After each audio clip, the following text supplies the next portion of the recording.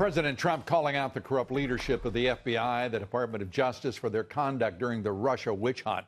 In a new interview, he said this to The Hill: "I hope to be able to put this up as one of my crowning achievements that I was able to do through the help of a lot of good people.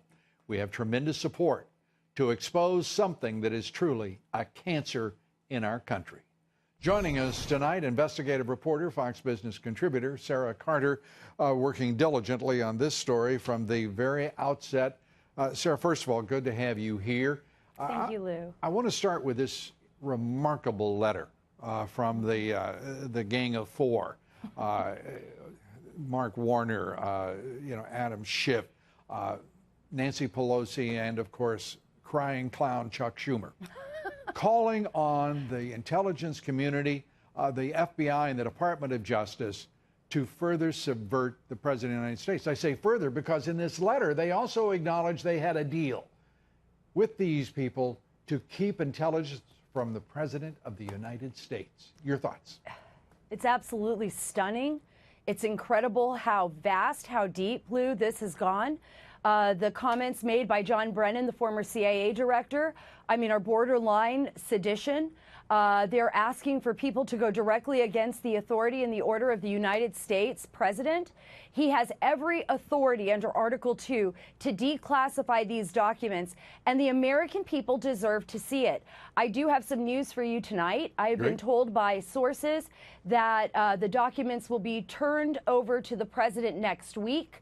I hear that the FBI and the DOJ are redacting. What they're going to do is they're going to turn those documents over to the president and then say, now it's up to you to declass. I think that they're trying to figure out ways to stall or maybe put pressure on the president.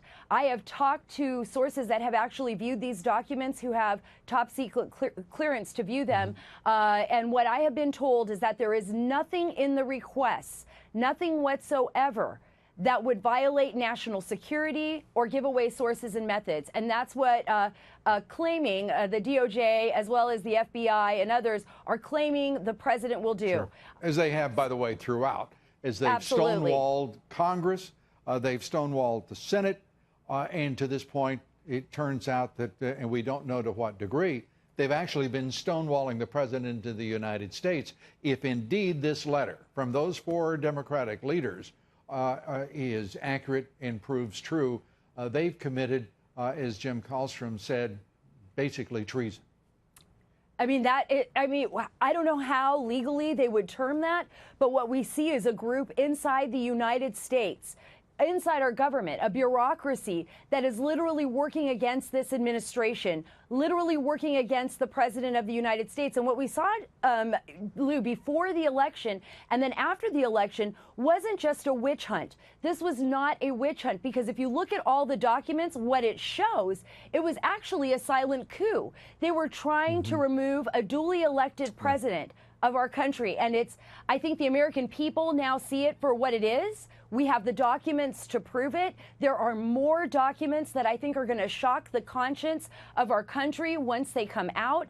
And once these documents are actually revealed, both the FISA, the Bruce Orr interviews, as well as numerous text messages and the Gang of Eight dossier, the answers will be there. And it'll be up to the American people, not the Democrats, not John Brennan, not Director Comey, not McCabe, who are all trying to hide behind what they did, which was basically bordering crimes and possible crimes, and they will be charged, I think, some of them.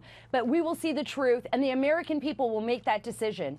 And the president is now faced with what is clearly a direct order from the Democrats, the minority party that is supposed to be the loyal opposition, who are not loyal, but are obstructing and subverting the president, not simply opposing his policies.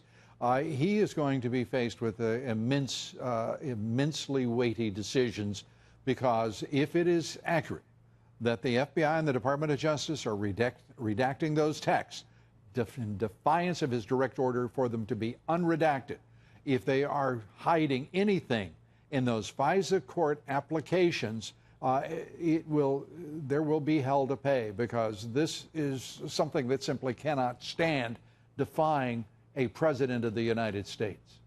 Absolutely. And it's the authority of the president by his authority, he can have those unredacted documents, and he can disclose those to Congress, and Congress can disclose those to the American people. So they can kick and scream and cry at the DOJ and the FBI, but the American people are going to know the truth. They are going to get these documents. They can stall all they want, but in the end, we'll get them.